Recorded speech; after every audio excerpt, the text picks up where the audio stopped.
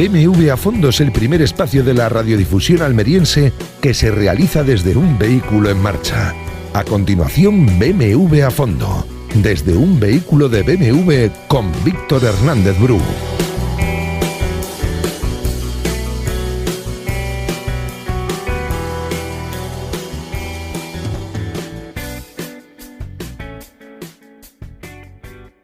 Bueno, pues efectivamente, una semana más arrancamos nuestro BMW a fondo, partiendo de las instalaciones... Uy, ¿cómo se ha venido para nosotros? La bicicleta. Partiendo de nuestro BMW Automotor Costa con un Z4, que es la primera vez que yo hago BMW a fondo en él. Una vez probé un Z4, pero es el súper deportivo y plaza de BMW, bueno, una cosa hiper deportivo, con una pantalla aquí extraordinaria que no cabe en el coche, y con todos los adelantos, el paquete M, y con Víctor Vega al aparato. Hola Víctor, tocayo, ¿qué tal? Muy buenas. Muy buenas. Me alegro mucho de que te sientes aquí en el Z4. ¿Te habías sentado en un Z4 alguna vez? No, normalmente me suelo montar en vehículos que son ataúdes con ruedas. No suelo montarme en vehículos tan buenos. Bueno, Víctor Vega es secretario general de la Asociación Unificada de la Guardia Civil en Almería. Sí. O sea que era Guardia Civil. Sí, efectivamente, soy guardia civil activo. No vaya a correr mucho con el coche, que luego esto es un lío. Imagínate un guardia civil pasando el límite de velocidad. No, normalmente voy demasiado despacio, la verdad. Bueno. ¿Y qué es la asociación de... ¿Vuestra asociación cuál es? Quiero decir, ¿qué es? Nosotros somos la Asociación Decana de Guardias Civiles aquí en España. Somos la primera asociación. Somos una asociación que luchamos por los derechos sociolaborales de los guardias civiles. No tenemos permitido las acciones sindicales, Sindicación. pero hacemos lo mismo que hacemos los sindicatos dentro de la Guardia Civil, que es un cuerpo de naturaleza militar, por lo que no nos autorizan a hacer sindicatos. ¿Y cuánto tiempo llevas de secretario general? Pues empecé en 2018 porque hubo una gestoría y hubo un cambio de directiva aquí en Almería, y desde 2018, que fue cuando llegué aquí a Almería, continué. Llevo toda mi carrera profesional, he estado en Valencia, y cuando después de 10 años en Valencia vine aquí, me hice cargo de la asociación.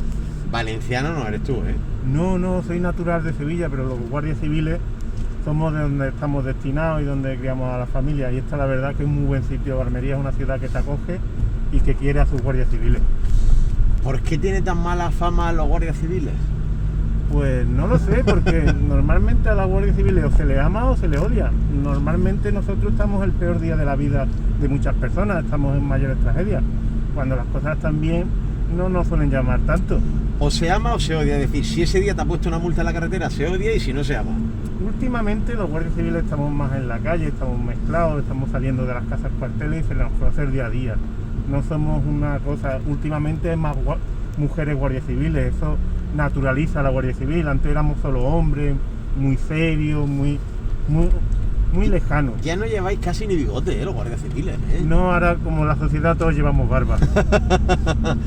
Está bien. Bueno, ¿y cómo están las cosas en la Guardia Civil? Pues las cosas en la Guardia Civil están bastante mal, porque ¿sí? Tenemos mucho retroceso de derechos. No puede ser que en pleno siglo 2021 seamos la única fuerza del cuerpo policial que no tiene un turno de trabajo, que no pueda conciliar plenamente. Nuestro modelo policial, y más concretamente aquí en Almería, es un modelo policial obsoleto. Tenemos unidades de 4 o 5 componentes. No puede ser que haya un cuartel de la Guardia Civil con 4 o 5 efectivos, un sargento, un cabo y 2 guardias, porque aquí lo que pasa es que un edificio está vacío, y un edificio vacío no vigila. Nosotros pedimos unidades más grandes en las que sí se pueda hacer un turno de trabajo en condiciones. E incluso unidades grandes, como puede ser Roquetas del Mar, con más de 200 guardias civiles, hacen un turno que no le gusta a ninguno de los 200 guardias civiles, pues es que vamos francamente mal. Ya tenemos mucho que mejorar. Bueno. La Guardia Civil es un cuerpo histórico que ha estado en toda la historia reciente, contemporánea de España, y al que me da la impresión de que se ha politizado mucho a lo largo de la historia. Se está intentando politizar. Cuando ves que la directora general de la Guardia Civil va a campaña, a mítines de su partido político, te da un poco de apuro, porque no es un cargo para estar en mítines de partidos políticos. Aquí en Almería lo vemos mucho, porque cuando viene la directora va a visitar a ciertos cuarteles que son de su color político y no del color contrario, y la de su color no lo hacen como deberían. Vemos como incidí en el cuartel de Roquetas de Mar, que ese ayuntamiento le quiere ceder unas instalaciones nuevas y el mismo Ministerio del Interior no le cede esas instalaciones nuevas. Es algo que nosotros no comprendemos. Bueno, yo creo, fíjate que no iba yo por la actual directora de la Guardia Civil. A mí me parece que seguramente ese momento en el que la directora de la Guardia Civil se va a un meeting de la campaña electoral de Madrid, a un meeting del Partido Socialista, pues seguramente sea el sumum de la politización de la Guardia Civil en toda la historia. Es decir, yo creo que eso, insisto, mira que creo que se ha intentado politizar a la Guardia Civil, pero creo que hasta ese extremo no se había llegado nunca, ¿eh? No lo entendemos, no lo llegamos a entender. Nosotros el 5 de junio hicimos una manifestación en la Puerta del Sol, que acudieron más de 3.000 guardias civiles, y solicitamos una reunión con el ministro Marlaska, y todavía no nos hemos reunido con el ministro Marlaska porque hay una serie de cambios que tenemos que hacer que no se están haciendo, no se están cumpliendo el acuerdo de la equiparación, no se está haciendo una ley de equiparación de sueldo con las fuerzas y cuerpos de seguridad de la autonomía, no se está reenganchando gente que está en la reserva para que vuelva a trabajar, para que disfrute de esa equiparación, no estamos haciendo una reclasificación a funcionario tipo B de C1. Por todas esas cuestiones, lo que nos encontramos es un silencio. Ni la directora ni el ministro del Interior se reúne con las asociaciones, que somos los representantes de los guardias civiles. En fin, es una situación, la verdad que es fea. Y fíjate que has dicho tú, a mí, tú sin saberlo, me afecta mucho, salimos por aquí, sí, lo que has dicho, porque efectivamente viene la directora de la Guardia Civil en Almería y una de las cosas que hace es visitar Níjar, donde el ayuntamiento del Partido Socialista, en lugar de cederle un espacio adecuado a la Guardia Civil, le ha cedido, yo no sé si lo sabes tú eso, el edificio de los Parvulitos, que es como se conoce ese edificio, que es lo menos parecido a un cuartel de la Guardia, o sea, eso y una plaza toros es lo menos parecido que hay a un cuartel de la Guardia Civil. Es que donde están ahora mismo, que son dos duples, que han sido el cuartel de Níjar en esta pandemia doblemente golpeado por el COVID, con los compañeros bastante graves, pues lo normal es que le den una dependencia en condiciones, no que hayamos tenido que ver compañeros que tenían que compartir hasta taquillas porque no había espacio, y compañeros que tienen unos vestuarios que no tienen ducha. El peor cuartel de toda Almería se puede decir que es el de Níjar, porque no es un cuartel. Pues me parece que no van a mejorar mucho con lo del edificio de los Parvulitos, por lo que me dicen a mí. Yo no lo conozco por dentro, pero vivo allí y muchos vecinos me han dicho que vamos, que es una locura meter a la Guardia Civil ahí. Pero es que no tiene sentido todo lo que está haciendo. Ahora se está hablando de un macro cuartel de Vícar, que se va a dar los terrenos del ayuntamiento de Vícar para hacer un macro cuartel de Vícar, y el vecino que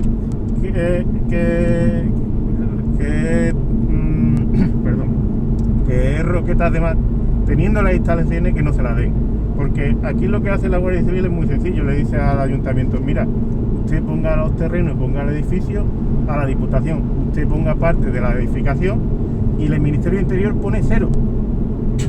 Y no puede ser, aquí tenemos que colaborar todos. No puede ser que siempre tengan que ser otros los que paguen. Yo estoy destinado en Vera y estoy viendo que en mitad de una pandemia nos echaron todos de un cuartel porque había un peligro de derrumbe inminente, y el cuartel está abandonado y no tenemos fecha de retorno. ¡Qué barbaridad! ¡Qué barbaridad! Y no saben qué va a pasar con ese cuartel. Y no puede ser que estemos cientos de guardias civiles en la provincia de Almería sin saber qué está. Es más, lo que ya es más el colmo de todo es que el subdelegado del gobierno, Manuel Bailón, cuando se le pide una entrevista... Manuel de la Fuente. Manuel de la Fuente, cuando se le pide una reunión, no nos dice que no vamos a poder reunir con él. Que no bueno, tranquilo, que yo también llevo pidiéndole una entrevista casi 2 años ya y tampoco me la da. Es decir, Manolo de la Fuente está en otras cosas, lo que es recibir gente no es lo suyo. Mira que yo le tengo cariño, Pues no lo entendemos, la verdad, porque hay muchos subdelegados del gobierno, el delegado del gobierno de Andalucía, al que también le hemos pedido reuniones, como la asociación mayoritaria de los guardias civiles, que, a ver, el subdelegado del gobierno y el delegado del gobierno es el máximo responsable de la Policía Nacional y los guardias civiles en su territorio, y que no se reúna con los representantes de sus trabajadores, me parece horrible, porque se puede reunir con el representante de la institución, se puede reunir con el coronel, con el general, pero que no se reúna con la otra parte, con sus trabajadores, con el que va a decir qué le está pasando a los trabajadores, es tener una visión parcial de los problemas que están teniendo los guardias civiles. Oye, ¿la Guardia Civil es de derechas o de izquierdas? La Guardia Civil es un reflejo de la sociedad. En la Guardia Civil hay gente que tiene un pensamiento político y tiene el otro. Al final nosotros lo que luchamos es tanto por uno como por otro que tenga unas condiciones dignas de laborales, que pueda conciliar, que si tiene su mujer que es médico, su mujer que es enfermera o su marido que es albañil, que pueda conciliar y que pueda tener una familia estable esté donde esté, que seamos por fin una policía con un turno de trabajo y que seamos atendidos. Queremos pedir sindicato porque parece que es la única forma de poder avanzar laboralmente, no por otras cosas. Y todo este lío que ha habido, pues, precisamente con el ministro por aquí, con el ministro Marlaska, con la directora general, pues algunos cargos que se han purgado, a gente que se ha señalado, gente que luego ha recurrido. Es decir, hay como, no solo en la Guardia Civil, sino en general en los cuerpos y fuerzas de seguridad del Estado, parece que hay como una desconexión con el gobierno. No sé si el gobierno no entiende lo que son las fuerzas de seguridad del Estado o las fuerzas de seguridad del Estado no entienden al gobierno, no lo sé. Particularmente en la Guardia Civil tenemos demasiado destino de libre designación. Hay cargos que históricamente ha ascendido el más antiguo, pero no dejan de ser cargos de libre designación. Y con eso siempre han jugado. No puede ser que la Guardia Civil tenga un 17% de cargos de libre designación, porque al final ves gente sin experiencia, gente que tiene muy buenos contactos, que consigue un destino que uno no conseguiría normalmente en la vida. Nosotros lo que pedimos que claro, que tenga que haber destinos de libre designación, pero no la barbaridad que hay. Al final, lo que ha pasado con un Pérez de los Cobos, porque entiendo que va la cosa por ahí, es que no ha sido afín a los ministros, pero vamos, que antes de Pérez de los Cobos, aquí teníamos en Andalucía, teníamos un general de la zona que era muy, muy competente, que lo hizo muy bien en la zona del Estrecho. El señor Marlaska le prometió que le iba a prorrogar un año más de general de la zona y lo mandó a retiro. Y eso siempre, ese ruido de sable, siempre lo había en la política. Ahora está muy en boga lo de Pérez de los Cobos, pero eso ha pasado siempre y pasará siempre en la Guardia Civil hasta que no se acabe con esa cultura militar que tenemos de despotismo. Ya. Y ahondando un poco en el tema del coronel Pérez de los Cobos, realmente, porque ahí subyace, al margen de otras muchas cosas, la obligatoriedad o no de obedecer a un ministro. Es decir, mire usted, vale, el ministro es el jefe, pero luego hay una ley, ¿no? Porque el ministro no es un rey absolutista, es decir, tiene que someterse al imperio de la ley. Si un guardia civil estima que su jefe no se está sometiendo al imperio de la ley y está dictando una orden manifiestamente injusta o incluso ilegal, que es lo que dice Pérez de los Cobos, vosotros tenéis la posibilidad de no obedecerla, ¿no? Nosotros dentro de la legalidad siempre vamos a obedecer las órdenes, pero si no está, nosotros claro que vamos a negarnos a cumplir algo que es ilegal. Pero vamos, que eso subyace mucho de lo que se está viendo. Yo recuerdo una entrevista que le hicieron al presidente del gobierno que decía que el fiscal del Estado iba a hacer lo que ellos dijeran. Bueno, ¿de quién depende la fiscalía? Era la pregunta que le hizo el periodista. Claro, y es que al final estás viendo que todos los generales están designados por el Consejo de Ministros y claro, el que no es afín al acuerdo al final no acaba ascendiendo. Bien. Luego hay otro tema también polémico. Está, o sea, en la presente legislatura, desde que nos gobierna un gobierno socialcomunista, que a veces ha habido gente del Partido Comunista que se han ofendido porque le han llamado comunista en el Congreso. Pues, es como si me ofendo yo porque me llaman periodista, ¿no? Pero bueno, desde que nos gobierna un gobierno socialcomunista, está como la Guardia Civil como mucho más presente en el barro polémico de lo que yo nunca la había conocido, incluso remontándome atrás en la historia, ¿no? Es decir, no sé qué circunstancias se están dando para que se hable más de la Guardia Civil de lo que se ha hablado nunca. Bueno, desde que, fíjate lo que te voy a decir, desde Roldán. Desde Roldán no se había vuelto a hablar tanto de la Guardia Civil. Nosotros lo que hemos visto estos últimos años es que el lobby militar, los generales tienen más poder, que son una rueda, que ellos van sacando órdenes generales que nos van haciendo nuestras retribuciones, nuestra jornada laboral, que van haciendo lo que les da la gana y que antes se nos escuchaba más. Que nosotros hemos perdido en derecho porque nada más que quieren que perdamos en derecho con una normativa interna muy compleja. Y eso es lo que estamos viendo, que que en vez de progresismo, lo que estamos sufriendo es una involución. Oye, ¿y un guardia civil qué siente por dentro cuando, por ejemplo, por orden del gobierno, pues algunos compañeros son trasladados de urgencia, ¿qué digo yo?, a Cataluña, porque se está produciendo una situación que se entiende como irregular, y pues por ejemplo se ven encerrados en un hotel y fuera una muchedumbre que no parece muy amistosa y nadie hace nada para solucionar esa situación? Se normaliza esa situación, que las fuerzas y cuerpos de seguridad del Estado tengan que refugiarse en su hotel sin poder salir a la calle ante la violencia, por lo menos aparentemente, de una muchedumbre. El problema es que al final esos guardias civiles que están viviendo allí en Cataluña todo el año, que han tenido una vida normal allí, que son hijos de catalanes, que son nietos de catalanes, están viendo que se está politizando la fuerza del cuerpo de seguridad, que se está haciendo odio hacia ellos, cuando lo que queremos es hacer una vida normal. Yo, la verdad que lo del 1 de octubre fue una situación límite, fue una situación muy fea, y eso tiene que acabar. No puede ser que las fuerzas del cuerpo de seguridad se traten como se tratan allí en Cataluña. Es una situación bastante desesperante, porque al final lo que va a ocurrir es que todo el mundo que esté allí destinado pida destino al resto de España y que vayan nada más que las nuevas promociones a Cataluña. En aquel entonces, citado el 1 de octubre efectivamente, pues se produjeron situaciones de violencia en las calles y violencia hacia las fuerzas de seguridad.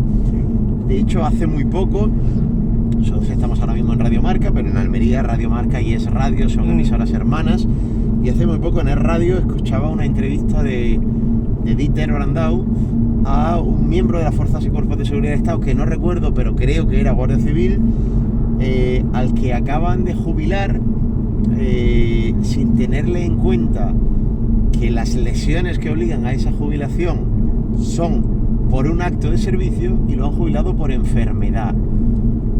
Hay situaciones a las que se están llegando que ya no superan el desdén y se encuadran más bien en la falta de respeto, ¿no?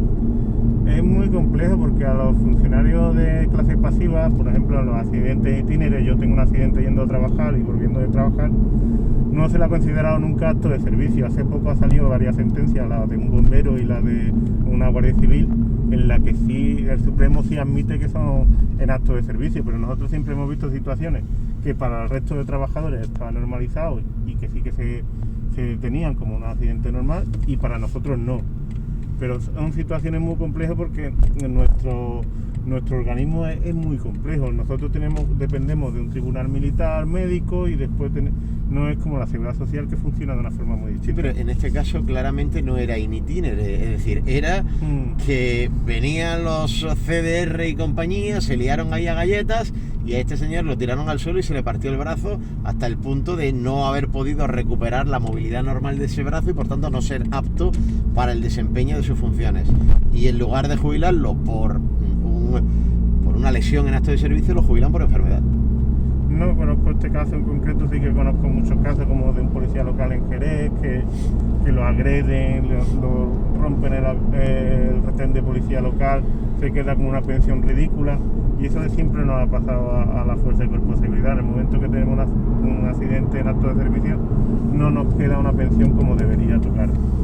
¿Os sentís? Porque claro, vamos a ver, ser guardia civil o ser policía nacional en época de paz, voy a decirlo así, pues bueno, puede ser un trabajo relativamente cómodo, o salir a la carretera a controlar el tráfico, a hacer controles, o estar, pues como está la Guardia Civil de mi pueblo en Níjar, pues controlando las carreteras y recibiendo pues, denuncias, etcétera, en el cuartel. Puede ser un trabajo más o menos cómodo, pero claro, cuando suceden cosas como las de Barcelona, pero ojo, como las que han sucedido también en Madrid en algún momento, no te voy a contar nada del País Vasco, es que esto no es una cosa solo de Cataluña. ¿Os llegáis a sentir indefensos? Es decir, ante la situación de el miedo a qué os puede pasar si respondéis, ¿qué digo yo?, con la misma violencia con la que os están tratando, ¿os sentís indefensos por ese miedo? Nunca podemos actuar de la misma forma que nos tratan. Por ejemplo, ahora mismo en la zona del Estrecho tenemos un momento de inseguridad máxima entre el narcotráfico, las pateras, las guarderías, ahora mismo en las plantaciones de marihuana. Nosotros ahora mismo en Almería estamos como hace 20 años estaban en Cádiz. Nosotros vamos hacia lo que está pasando ahora en el campo de Gibraltar, porque aquí cada vez vemos más cultivos de marihuana dentro del interior, vemos cada vez más porte de droga por Argelia o Marruecos. Todo eso lo estamos viendo. Lo que pasa es que nosotros lo que vemos es que los compañeros, cuando no pueden más porque tienen miedo, porque son amenazados, tienen destino y se van, porque no se puede vivir, porque no estamos protegidos realmente. ¿Se puede proteger a la ciudadanía estando desprotegido? Eso es lo que siempre preguntamos nosotros: ¿quién protege a los que protegen? Porque es que no es plausible que nosotros vayamos, pidamos una zona de especial singularidad, por ejemplo ahora en el estrecho en Cádiz, y no haya una intercomunicación, digan que la fuerza es suficiente con lo que hay en Cádiz, con lo que ha pasado en Ceuta, con lo que ha pasado en Melilla. Cuando viene una situación desbordada, como que hay un aluvión de 8.000 inmigrantes en la valla, no pueden decir que hay una fuerza suficiente. Siempre es insuficiente la fuerza, siempre tiene que haber un diálogo con los representantes de estos guardias civiles, con los agentes sociales. La inmigración tiene pinta de que es el problema del presente, pero además del futuro a corto para las fuerzas y cuerpos de seguridad del Estado en esta zona fronteriza que es toda la franja mediterránea. ¿Estamos preparados? En absoluto, no estamos nada preparados, porque Almería este año últimamente han salido informes que estamos recibiendo más inmigración que Murcia. Nosotros el año pasado recibimos más inmigrantes que Murcia, pero Murcia recibió más pateras que Almería. Pero eso sobre el papel, la realidad es otra. La realidad es que no está llegando mucha inmigración, que no hay ningún tipo de control sanitario. Ahora, cuando en las noticias se echan la mano en la cabeza por unos estudiantes en Mallorca, el problema que tenemos aquí en nuestras costas es increíble. Yo viniendo para aquí me he visto 2 furgones de la Guardia Civil llevando inmigrantes al CATE, y el CATE está desbordado, ¿eh? El CATE se puede pegar allí un compañero de la Guardia Civil desde las 12 del mediodía hasta las 6 de la tarde y no se acoge a los inmigrantes, porque no están. Policía Nacional no tiene ni suficientes medios ni suficiente personal, y ahora mismo estamos más que desbordados. Se esperaba que hoy llegaran 30 guardias. Por ahí. ¿Por dónde va aquel blanco? Se espera. Y es impresionante, porque aquí, cuando tenemos enfermedades que ya están prácticamente extinguidas, como la tuberculosis de África, nos vienen enfermedades como la tuberculosis. Ya no solamente el COVID, ya es lo que esté por venir. No hay un control real de nuestra frontera, porque todos los días están entrando pateras, se montan en un autobús y van a Francia. Ya sabes, tocayo, que yo me dedico a preguntar y cada uno responde hasta las medidas de sus posibilidades. Y yo prefiero que me digan no te puedo responder a una cosa a quedarme yo con la duda de si me puede responder o no. ¿Qué te parece la gestión que está haciendo este gobierno de los CATE? Es que, por ejemplo, aquí en Almería igual el CATE se ha quedado pequeño. Igual es muy popular decir que hace falta un CIES para Almería, porque un CIES trae mucha controversia, pero es que yo creo que es mucho peor tener que llevar a todos los inmigrantes hacia un CIES en Granada interior o en Murcia interior. Yo, por el tema sanitario, mientras menos movimiento haya de estas personas, mejor, y que esté todo concentrado en un mismo lugar. Es que la gestión del CATE es que no se le puede llamar ni gestión. Bueno, pues seguramente a lo mejor es parecido a la gestión que se ha hecho de las diversas crisis migratorias, pues por ejemplo lo que se ha vivido en Canarias, ¿no? De cientos de personas apiladas, apiñadas en mitad de un puerto. Es decir, si eso ocurre y no hay absolutamente nadie que asuma responsabilidades, quiere decir que consideramos todo esto normal, ¿no? Hemos normalizado lo normal. Hemos normalizado que llega a Canarias, a las costas de Canarias, miles y miles de inmigrantes. El problema que vemos desde aquí de Almería es que allí en Canarias, o en Baleares, o en Murcia, se hacen las cosas de una forma muy diferente, porque aquí en Almería, cuando llega un inmigrante a nuestras costas, llega a un cuartel de la Guardia Civil, se le coge la huella dactilar, se le hace fotografía y se le hace un oficio para la Policía Nacional, cuando tanto en Canarias como en Ceuta y Melilla directamente lo hace Policía Nacional. Aquí en Almería estamos haciendo un trabajo doble y no tenemos personal para hacer un trabajo doble, y cada tiempo que esté un inmigrante en un cuartel de la Guardia Civil es un tiempo de riesgo que están los guardias civiles y su familia. Bueno, ¿qué tal el Z4? Pues la verdad es que a lo bueno se acostumbra uno rápido. No ha hecho falta un gran periodo de adaptación, ¿no? No. Suave. Se nota la conducción deportiva, ¿no? Sí, se agarra muy bien, la verdad es que es una gozada. Bueno, oye, lo mismo algún día llegan y ponen Z4 para los guardias civiles, ¿eh? En la Guardia Civil siempre hemos tenido las motos de tráfico BMW, la verdad que son una pasada, pero se ve que para los turismos nunca había acuerdo. Se hablaba, había rumores cuando nos llegaron los primeros Megane que lo que se querían poner era un BMW, pero al final no fructificó. Hay otros países que policialmente sí que hay BMW, y la verdad es que cuando estás 8 horas en carretera es una gozada estar en un coche de este tipo. Pues sí. Oye, vamos a cambiar de tercio, ¿no? Que ya hemos hablado mucho de política y ya estamos casi terminando, llevamos 25 minutos de entrevista. Una pregunta que yo creo que se hace mucha gente. Cuando te para la Guardia Civil por la carretera, ¿hay alguna manera de convencer al Guardia Civil de que no te multe, o es mejor no perder el tiempo? Yo es que siempre he dicho lo mismo, digo, yo no me salto un stop, yo no me salto un semáforo, es la mejor manera que hay para que no te multe, es continuar con las normas viales y no hay más. Pero, o sea, es mejor callarse, ¿no? Hombre, vacilar nunca vino bien, ¿eh? No. Eso nunca vino bien. Eso no le gusta a nadie que le vacilen, ¿no? Pero nosotros normalmente con el que es trabajador, con el que una persona normal, siempre hemos tenido un poco de deferencia. Ajá. Y esto no sé si me lo puedes contar o no, pero como no vamos a dar nombres, ¿cuál ha sido el disparate más gordo que a ti te han contado para intentar que no les multes? O sea, la excusa más que dice, bueno, chato, cúrratelo un poquito más o algo. El disparate, no sé si era un disparate, era verdad, pero a mí me han llegado a contar que me acababa de dejar el novio y ponerse a llorar, y claro, tú escuchas eso y se te rompe el alma. Pero la multa se la lleva. No, porque no había hecho nada, Por aquí. simplemente cuando muchas veces se para por seguridad. Ay. Perdón. Uy. No te preocupes, sigue, no te preocupes. Pasamos por aquí Al y final. nos metemos justo ahí. Al final, No te preocupes, no ha pasado nada. Nos metemos aquí y ya estamos dentro de BMW Automotor Costa. O sea que escucháis cositas raras de vez en sí, cuando, ¿no? la verdad es que hay veces que te entretienen mucho. Muy bien. Pues hasta aquí, hemos llegado a BMW Automotor Costa después de casi media hora de entrevista. Muchísimas gracias y la verdad que me siento muy bien de haber contribuido un poco a que, bueno, conocer un poquito más de cerca la figura de la Guardia Civil, de la Asociación de Guardias Civiles y cómo es un guardia civil por dentro. La verdad que me ha parecido muy interesante. Muchas gracias. Vamos a darnos el codito, tocayo, Víctor Vega, muchísimas gracias, mucha suerte, espero que mejoren las condiciones y aquí tienes tu casa, desde luego. Muchas gracias. Y gracias también a los amigos de BMW Automotor Costa, porque además hoy siempre llevamos coches espectaculares, pero hoy con el Z4 ha sido una pasada. La semana que viene, más. Adiós.